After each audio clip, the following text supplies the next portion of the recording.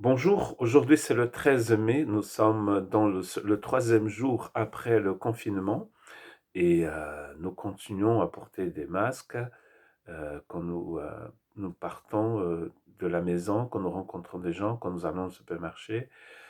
Voilà, pour nous protéger, car le virus continue à faire des ravages dans ce pays.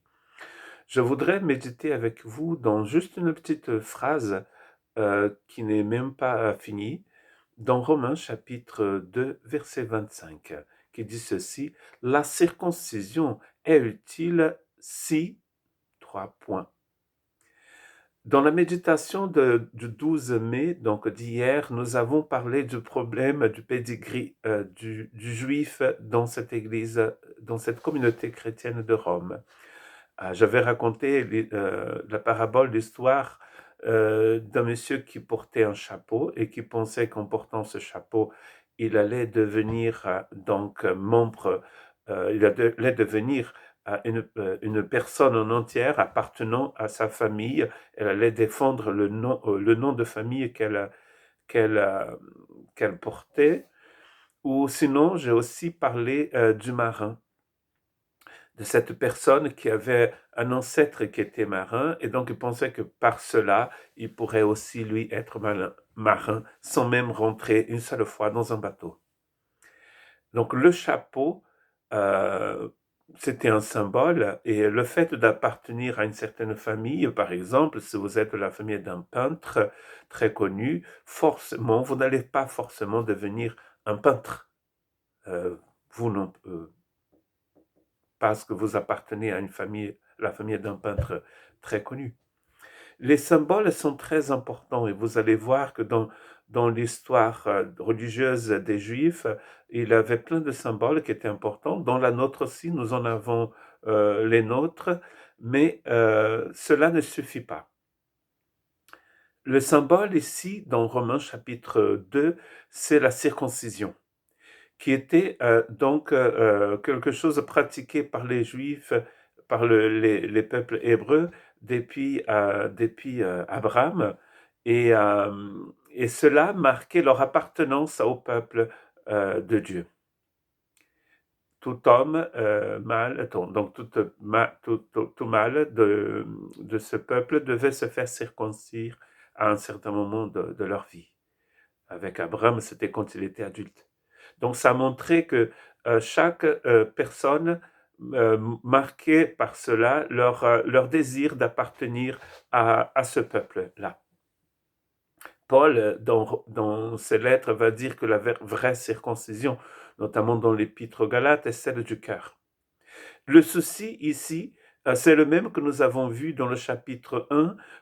Dans le chapitre 1, ce sont les païens, et ici, ce sont les juifs, mais le problème est le même. Euh, Quel était le souci pour ces chrétiens d'origine juive dans cette église? C'est que ils pensaient que le fait même d'être circoncis montrait qu'ils appartenaient au Seigneur et ils étaient bien, ils étaient même différents, ils étaient meilleurs que les autres, que eux n'avaient pas été circoncis. Imaginons, vous voyez, je porte un anneau, on ne peut pas peut-être le voir, c'est pas un anneau de pouvoir comme l'anneau dans le Seigneur des Anneaux, c'est une alliance qui, en fait, qui m'identifie comme étant un homme marié. Et pour ceux qui me connaissent, savent que je suis marié à une certaine personne qui s'appelle Susan Mary, qui vient de l'Angleterre. Cet anneau, c'est juste un symbole. Nous avons échangé donc ces alliances le jour de notre mariage en Angleterre en 1997. Mais en fait, c'est pas cet anneau qui va dire que je suis un bon époux, un bon mari ou pas. Le fait de le porter, ça ne veut pas m'empêcher de parfois dire des choses pas agréables, faire des choses qui sont pas très, très bien. Imaginons que une personne, cette personne c'est pas moi, mais une personne, un mari, soit un mari méchant, violent, qui frappe sa femme, qui frappe ses enfants. qui néglige en fait sa famille et qui court à gauche et à droite pour faire des choses qui ne sont pas très catholiques, ni protestantes, ni orthodoxes d'ailleurs, qui couche à gauche et à droite pour parler en français courant. Mais chaque fois qu'il rentre à la maison, il porte son anneau, son alliance. Sa femme n'en peut plus. Et elle va voir son mari et son mari lui dit, mais c'est vrai que je t'ai abandonné, c'est vrai que je triche, c'est vrai que je cours à gauche et à droite, c'est vrai que je ne suis pas sincère et juste, c'est vrai que je te frappe, mais je porte depuis 30 ans cet anneau. C'est un poids que je porte avec moi pour montrer que je suis fidèle à toi, que je t'appartiens. À votre avis, cette femme va se jeter aux pieds de cet homme et va dire, c'est vrai que vous êtes un homme méchant, c'est vrai que vous êtes un homme violent, c'est vrai que tu ne me respectes pas, mais tu portes cet anneau depuis 30 ans. Alléluia. Vous pensez que cette femme va dire cela? J'ai grandi dans un milieu plutôt protestant. Quand je suis né, ma mère était déjà protestante, mes grands-parents maternels aussi, ma grand-mère du côté maternel aussi. Il y avait plein de gens qui se disaient catholiques, mais que ne mettaient jamais leurs pieds dans l'église. Donc, je pourrais dire que je suis né, j'ai grandi dans un milieu euh, chrétien. Mais est-ce que je peux dire que j'ai eu une enfance incroyable, magnifique?